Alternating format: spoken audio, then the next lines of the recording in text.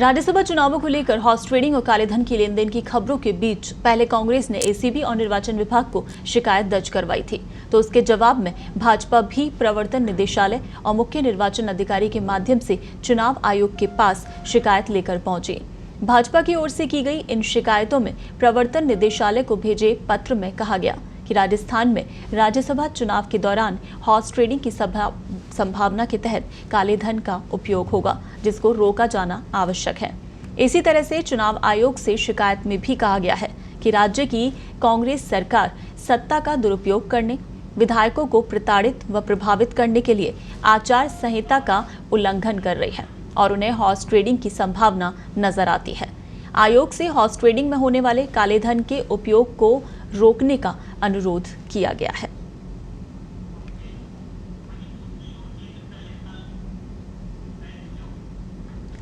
इससे पहले राज्यसभा चुनाव में हॉर्स ट्रेडिंग करने की आशंका को देखते हुए कल सरकारी मुख्य सचेतक महेश जोशी ने मुख्य निर्वाचन अधिकारी प्रवीण गुप्ता को शिकायत दर्ज कराई और इस बारे में एक पत्र भी दिया। मंत्री महेश जोशी सचिवालय स्थित मुख्य निर्वाचन अधिकारी के कार्यालय पहुंचे और अपनी शिकायत दर्ज की और बाद में मीडिया से बातचीत में महेश जोशी ने कहा कि राज्यसभा चुनाव में बीजेपी की ओर से धन, बल और अन्य प्रलोभन विधायकों को दिया जा रहा है। उन्होंने कहा कि वो किसी व्यक्ति का नाम नहीं ले रहे, लेकिन लगातार चुनाव में धन बल का प्रयोग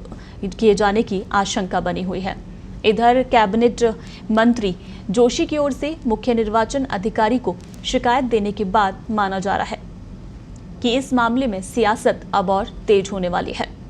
इससे पहले एसीबी में शिकायत दर्ज कराने के बाद भी जोशी ने साफ कहा था कि बीजेपी निर्दलीय प्रत्याशी सुभाष चंद्रा के बहाने हॉर्स ट्रेडिंग को बढ़ावा दे रही है और बीजेपी पर्दे के पीछे से राजस्थान में गंदा खेल खेल रही है, जिससे कि लोकतंत्र के कमजोर होने के आसार हैं। साथ ही में जोशी ने यह भी कहा था कि राजस्थान में गहलोत सरकार ने पहले भी हॉर्स ट्रेडिंग साजिशों को फेल किया है और अभी भी फेल करेंगे।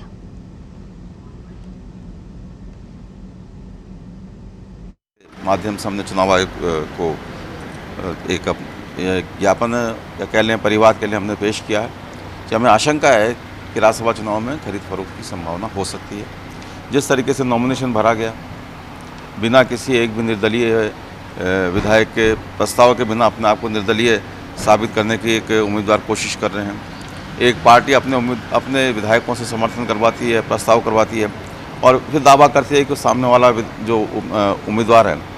वो निर्दलीय है। तो ये सारी बातें इस बात और फिर जीत का दावा कर रहे हैं। एक भी निर्दलीय विधायक उनके साथ नहीं है, फिर जीत का दावा कर रहे हैं। तो ये सारी संभावनाएं प्रदर्शित करती हैं कि उनकी ये बातें इन संभावनाओं को प्रदर्शित करती हैं कहीं ना कहीं हॉर्स ट्रेडिंग की, भ्रष्ट आचरण की, लोगों को गलत तरीके से अनुचित तरीके से दबाने की, इन सारी कोशिशों के माध्यम से चुनाव को प्रभावित करने की कोशिश की जाएंगी। हमने अपनी शंका व्यक्त की है। मुख्य निर्वाचन अधिकारी राजस्थान ने हमें आश्वस्त किया है कि वे किसी भी संभावना को सफल नहीं होने देंगे। इस तरीके की चाहे अनुचित हो, भ्रष्ट हो, गलत हो, गैरकानूनी हो, इस बात को उन्होंने विश्वास दिलाया है और हमें विश्वास है कि राजस्थान में जो राज्यसभा का चुनाव है ये निष्पक्ष तरीके से संपन्न हो पाएगा। सामने मेरे साथ हमारे पूर्व महाधिवक्ता GS बापना साहब भी गए थे। उन्होंने भी मुख्य निर्वाचन अधिकारी के सामने ये बात रखी है कि जो प्रवेश के जो द्वार हैं, जो प्रवेश के रास्ते हैं, उन पे भी चौकसी बढ़ाई जाए, टीमों को सतर्क किया जाए कि किसी प्रकार से कोई जो धन की आवाजाही है, अनैतिक धन की, गैर कानूनी धन की, वो उसकी आवाजाही